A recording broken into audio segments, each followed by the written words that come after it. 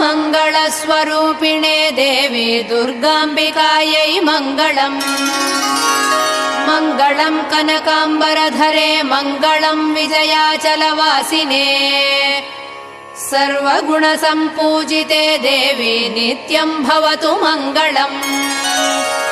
वरदाभयहस्ते भवानी निखिलेश्वरी बाला त्रिपुरसुन्दरी देवी नित्यम् भवतु मङ्गलम्।